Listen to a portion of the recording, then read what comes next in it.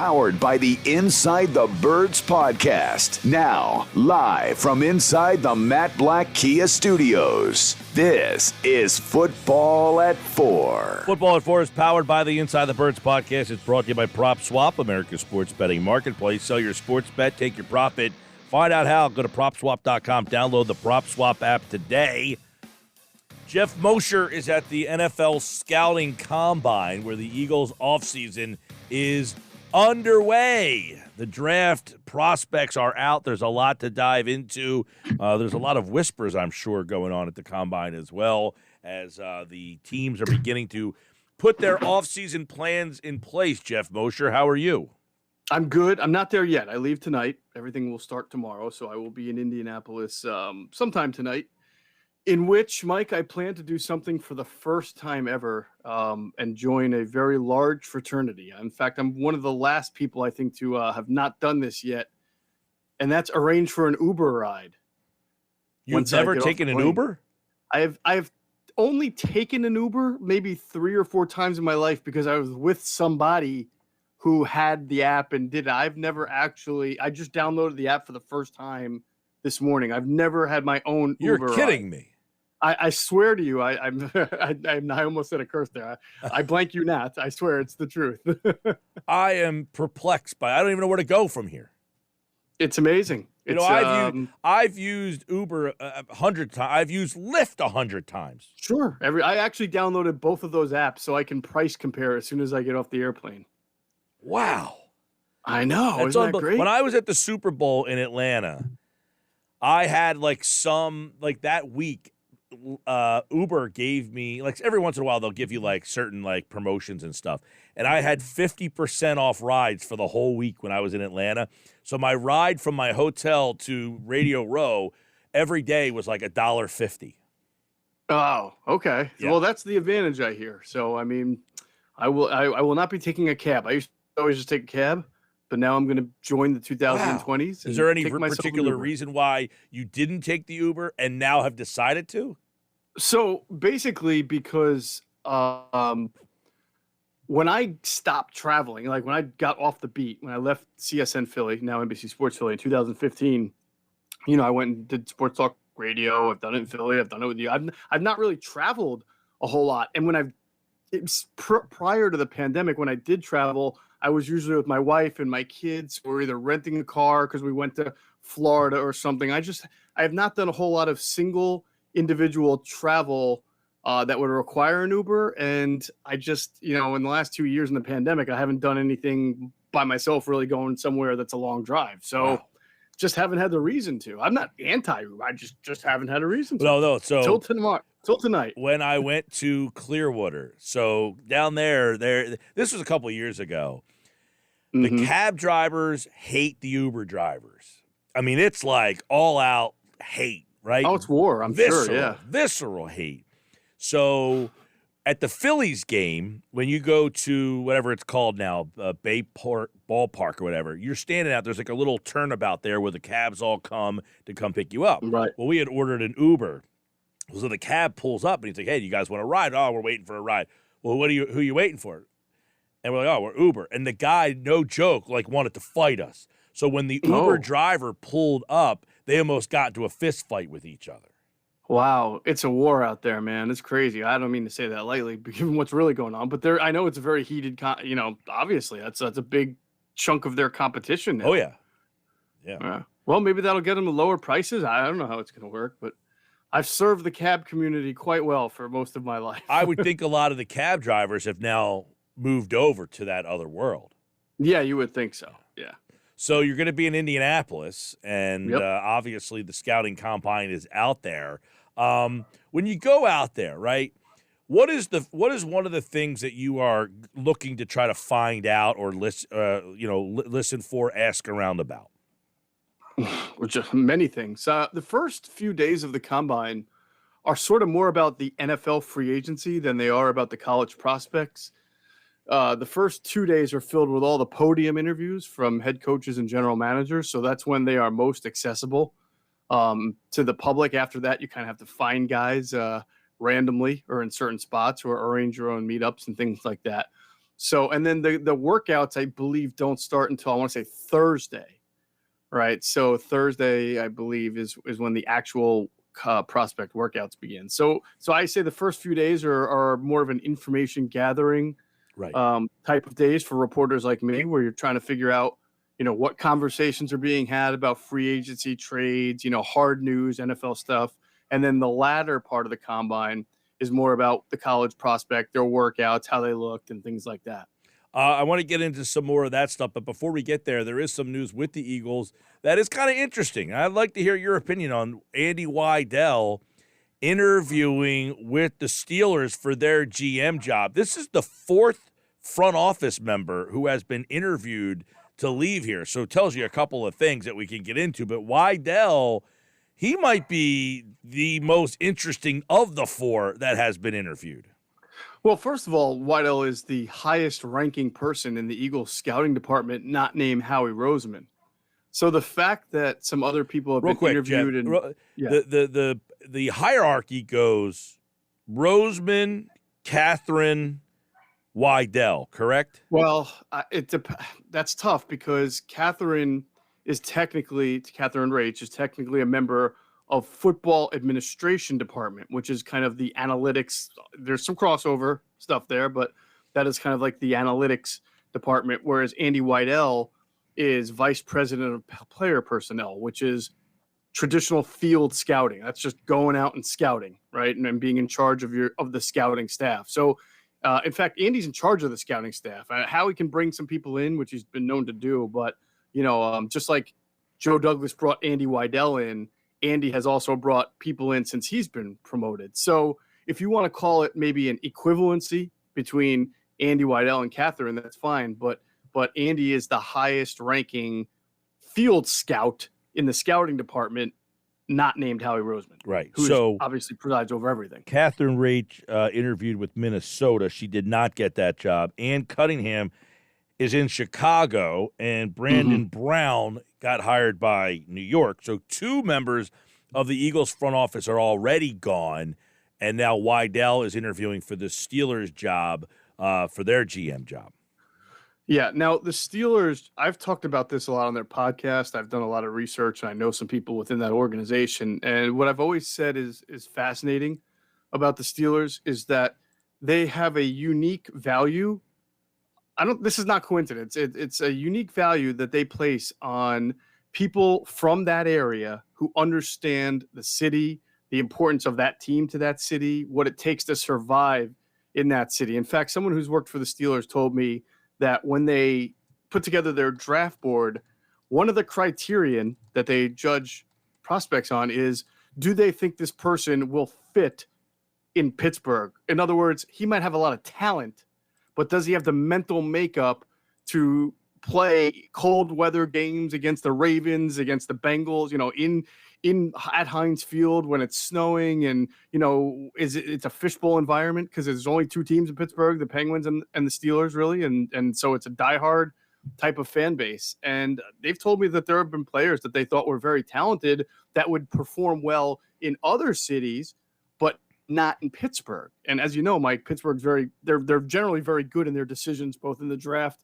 and in free agency. So that's a really unique thing about them, and they value having some kind of tie or Pittsburgh roots in their front office. Kevin Colbert, their GM, who's stepping away after the draft, is from Pittsburgh. Brandon Hunt is their director of player personnel. He's from Pittsburgh. They've got some Rooney family, ownership, who are also in the scouting chain. They interviewed Lou Riddick, right? He played football at the University of Pittsburgh. Andy Weidel is from Pittsburgh and worked there before he was hired by the Baltimore Ravens. Right. So I'm not saying that gives him a leg up or anything, but I would guarantee you that the fact that he's from Pittsburgh and has this high-profile job for the Eagles made the Steelers want to take a look. And as you saw, they interviewed 10 guys. So they're casting a wide net. I imagine they're going to wind up promoting from within, staying in-house, because that's what they ordinarily do. But we'll see. Yeah. Now, what kind of loss would this be for the Eagles if they were to lose Andy Weidel at this stage of the game? Well, I mean, if they're going to do it, they would, because Kevin Colbert's not stepping away until after the draft. So they would probably, they lose Andy Weidel, it won't be till after free agency in the draft. However, if you look Isn't at it that in weird? totality, Like, wouldn't they want the new GM maybe kind of in lockstep for this draft? well, not It's necessarily. an odd because time for him to decide I'm gonna do the draft and then I'm leaving. Well, it's all situational. The Giants wanted to move on from Dave Gettleman, and they wanted to get a new guy in before the draft because they're starting over. The Steelers love Kevin Colbert. They Right. think, I mean, he's been one of the best drafters, so they'll hang on for him as long as they possibly can. So to get an extra draft from him is get good. that aspect that they want him to run the draft, but you would think that they would want the new GM in place Mm-hmm. for post-draft to kind of, instead of, like, don't you think That's they would true. make this hire beforehand? Well, here's another thing. Sometimes contracts don't expire until after the draft. So if Andy Weidel is under contract until, like, say, April 28th, May 3rd, then bam, you hire him as a free agent. You don't need permission per se or anything like that. But the point is, they cast a wide net and they're interviewing for when Kevin Colbert steps away. And maybe there's a part of them that hopes that Kevin changes his mind. I don't know. I mean, they certainly, appreciate and value him, and he is considered, if not the best GM, top 5 in the NFL. Right. So Now, the loss of Weidel for Philadelphia would mean what? Oh, so I think it's cumulative. I mean, if you were to lose Andy Weidel in the same offseason that you lost Ian Cunningham and Brandon Brown, now you're talking about replacing 3 high-ranking members of your staff. Andy Weidel is the guy who presides over the entire staff. So I don't know that they have a natural successor now that Ian Cunningham and Brandon Brown are gone. Brandon Brown mostly did pro scouting. Ian Cunningham mostly did college scouting, although Ian also did some pro and Brandon also did some college. They've got enough guys right now. They have Anthony Patch, who's been there for 20 years. He's their senior director of college scouting. And they have some really good veterans who have done pro scouting. But if they were to lose Andy Weidel, who's the glue, who's the man who presides over it, they would have to go out and search for, yet another person, but not just a guy to fill a role, but someone to lead the entire staff. I don't know that they feel like in-house there's someone right now after losing Ian and Brandon that would assume that responsibility. Right, and we already know what the fans think of Howie as a guy to draft and evaluate talent. This would be the third person that he leans on that would be gone. Yeah, I mean, and honestly, forget the 3 people for the draft specifically. It's supposed to be Andy Weidel's the one who takes all the information, culls it down, creates the board that Howie theoretically is supposed to just pick from. So not that Howie's not allowed to have input either, but I mean, that's what Andy Weidel's job is. Present Howie, who has to do 1,000 other things, with the board. Let Howie then kind of, make the decisions on the areas they want to go. So obviously, but if you lose Andy after the draft, you at least have a year to replace him. So you don't have to for the draft. But Andy does, because he's the leader of the entire scouting department, he's in charge of everything. Mm-hmm. So they would have to scramble a little bit. And maybe Dave Caldwell is someone that they've kept in their back pocket there in case they lose Andy Weidel, as a guy who was a former GM for the Jaguars, step into that role. Yeah, that basically, it's a weird thing because of the timing. Like, most jobs are filled already, and you almost forgot about the fact that the Steelers are hiring for that position. They didn't go out and start looking until this weekend, right? That's correct. And again, because contracts tend to run through the draft, it won't be. You'll see some movement after the draft because you have 7 teams that change head coaches, and I think many of them also change GMs. And then once you get a GM change, they're liable to make some changes right after the draft as well. And guys get let go and guys get hired, and there's some movement. So in May, you'll probably see some movement. All right, Geoff Mosher, we got that. So Andy Weidel, by the way, if you're just joining us, he interviewed for the Pittsburgh Steelers GM job. And if he got the job, he would be the 3rd front office member. And I guess, the other part of that conversation turns into, I know people don't like Howie, but around the league, he must have the Eagles front office must have some level of respect for teams to constantly keep coming back to them to fill jobs. Yeah, no doubt about it. Now, you look at Andy Weidel, and he's been with the Eagles for a much shorter time than he was with the Ravens. He was with the Ravens for quite a while. So I think that teams look at him and see double the value there. From he was with the Eagles, they did win a Super Bowl, they were in the playoffs. They built a strong offensive line while Andy Weidel was there, but he's also from one of the best scouting chains. That's where he really cut his teeth under Joe Douglas and more, and really under Ozzie Newsome with the Ravens. So that'll appeal to people.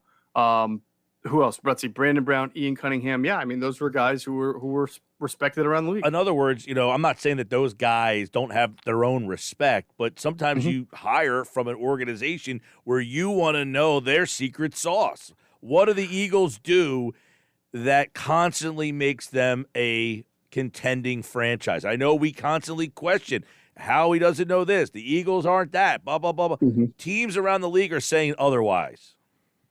Yeah, it's a good point. Maybe I'll spend some time at the Combine trying to ask around a little bit on, is it the success of a franchise that gets these people hired, or is it more the networking that they do and the people that they know? It's probably a combination of both there. Because at the end of the day, these guys, women, whatever, they do their jobs, but it's not like they make the pick, so it's not like you can attribute this person's development or that person's development to a single scout or a single executive. I like this text that just came in, by the way. How we should hire Andrew DeCecco. That's from Phil. They should. Start he plucking very, people very from good. the Inside the Birds front office. That would be great. And secretly, maybe we'd have a pretty good source on the inside. I just find that fascinating that, I think most people listening probably never heard of Ian Cunningham or Brandon Brown or Catherine Rage, by the way, and that these teams said, I want to talk to these people. Yeah, no, I think it's pretty interesting, too. And how many guys over the years have been plucked out of this organization? Joe Douglas. Joe Douglas was plucked. Obviously, Andrew Berry. See, the whole Andrew Berry thing is, do you consider him an Eagle? I mean, he was here for a year. He wasn't plucked because he had great success with the Eagles. He was plucked because he was the number 2 to Sashi Brown with Cleveland, and gained a reputation for being really smart, knowing how to blend football with analytics, which is why he appealed to Howie Roseman. But it's not like he's like from the Howie tree. He spent a year in Philadelphia. Not that he didn't have an impact, but again, I don't know. And I think it's different for teams, what the criteria is or how these guys get on the radar compared, because there are sometimes guys get jobs. And I think, what did that person do compared to the person over there, in that team? I don't get it. So who knows? Well, what's his name? Light down in Tampa. Yeah. Grigson in Indianapolis. Well, he's what about him? What about Light and Grigson? Oh, leaving the Eagles? Yep. Was Veach here in Philly? Brett Veach was here in Philly. Yeah. That's a lot of guys, though, that have been in the front office. The first 3 guys you mentioned are kind of more banner than, I mean, unless you're saying just Eagles in general. Yeah, just the Eagles in general. I'm not giving Howie the credit. I'm just saying the Eagles front office, because to me, I've always said it's Howie gets a lot of the blame, but I think it's just, that's the organization's philosophy. I think it's Lurie that sets this. This is who we are. We got it from Andy. We've had success, and that's who we're going to stay. And Roseman doesn't push him to get off of that track. It's, hey, that's what you believe. I'm going to stick with that. So offensive line, defensive line, it is. Yeah, this is one of the areas where you can credit Howie and Jeff and be fairly accurate, and is that they Jeffrey, compared to some owners, he may get too involved, but he also knows the league. For example, I know he's not very popular right now, but we talked about how he knew who Jonathan Gannon was. And he knew the appeal of hiring Nick Sirianni was that Nick would try to get Jonathan Gannon to be his defensive coordinator. Not a lot of people knew who John Gannon was, but Jeffrey Lurie was, and he was impressed. And so likewise, Jeffrey knows who guys are in front offices that have a little bit of name, have a cachet, have some respect, and he tries to bring in as many as he can. On the Gannon thing, this is another interesting thing that I think at this combine, he had interviews this offseason. Like, you would think he's going to be a candidate again next offseason, and you're trying to put a defense together for this guy who might now be a lame duck by no thought of yours, by his own success. It's a kind of an odd scenario that hey, we want to start to put a defense together for you, but you might have you might have your eye on something else, which most guys do.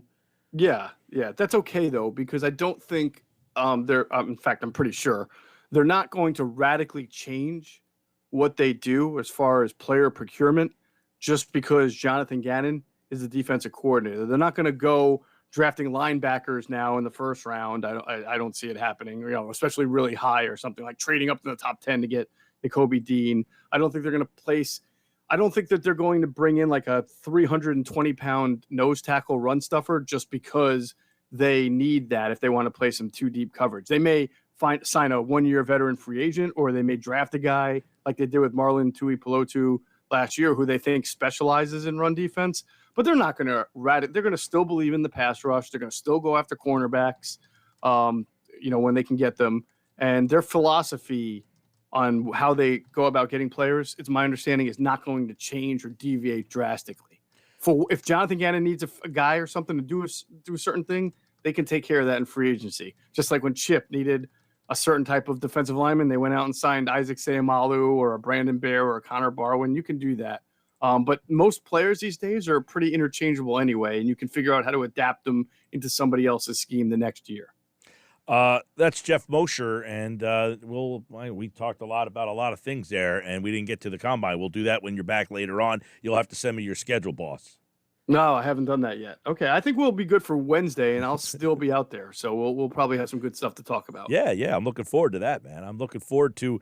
I know that you guys were talking a lot about, this quarterback class is so because you got the free agent quarterbacks and this draft class, which is not getting high marks. And I think you guys talked about, you asked 5 different people, they give you 5 different answers on what quarterback they like the best. So you throw that into the fact that there's all these quarterbacks that are available in free agency and trade. I find this quarterback offseason to be fascinating. I'm with you. It's weird because sometimes you'll get like the traditional year, you'll get like, oh yeah, I really love these 2 quarterbacks, and then they'll tell you the drop off is immense. Like the next 5 guys, they're going to struggle to be backups in this league. Even though this year's class, you don't hear anybody saying that any of those guys are true top 10 talents. I also don't hear about big drop offs or these guys are going to struggle to play in this league. It feels like the top 5 guys, whatever you want to call them, however order you want to put it in, people think that they've got some potential. They just need a lot of work or a certain amount of work, and that they're just not ready to step in and be like a Justin Herbert. But I'm not getting the vibes that they're all going to stink either, if you know what I mean. So I made the joke. It sounds like the backup quarterback position in like 3 to 4 years is going to be really good compared to how it is now, because some of these guys will probably be really good backups and not starters. But as we've seen, that's become a very important position in the NFL. All right, we'll talk more about the combine and that kind of stuff later on this week with Geoff Mosher and the Inside the Birds guys. Check out the Inside the Birds podcast at InsideTheBirds.com for more offseason Eagles news. Free agency is almost here. It begins 2 weeks from today. Kind of. Can't wait. Kind of. All right, sort of. All right, Jeff. Take care, bud. You got it. Let me know how that Uber ride is. Well, if you don't hear from me Wednesday, you know something went wrong. And don't be a bad driver, because they can rate you. Don't be a bad rider? Yeah, because they can rate the passenger. They can be like, but now what would be like, because the payment's already taken care of. Whatever, if I'm loud and obnoxious. Well, because if you get a bad rating, then people might not want to pick you up. Right, but I'm saying, what could I possibly do? You could smell. You could have BO. Maybe, I don't know. I mean, maybe. Okay. Like in other words, like maybe if you were out and had a couple cocktails and didn't, loud, obnoxious. Yeah, they might say like really loud on my cell phone about something like really inappropriate. I get it. Okay, yeah. All right. I'm usually not like that kind of guy, so I'm all right. All right, good. I'm just giving you a heads up. You got to give you the Uber etiquette. Do you get to see your own rating? Like, will I know what they rate me as? Good question. I mean, I don't Uber like that often. It's like when I'm on vacation, I go to Clearwater, I'll Uber every day. Right. In fact, one time, this is great. I Ubered, so we flew to Tampa, is where you fly into. The Uber picked us up at the airport. The guy didn't speak any English, so we were talking through Google Translate back and forth. Wow, that's pretty cool, actually. It was neat. I was talking, and showing him and he would talk back to me, and then we'd hit translate, and I'd read it. Well, by the way, I have not yet used Google Translate either, so I may have to have 2 maiden voyages by the end of this night. All right, man. See you, bro. See you, man. All right, that's Geoff Mosher from InsideTheBirds.com and the Inside the Birds podcast. I'm Mike Gill. This is the Sports Bash.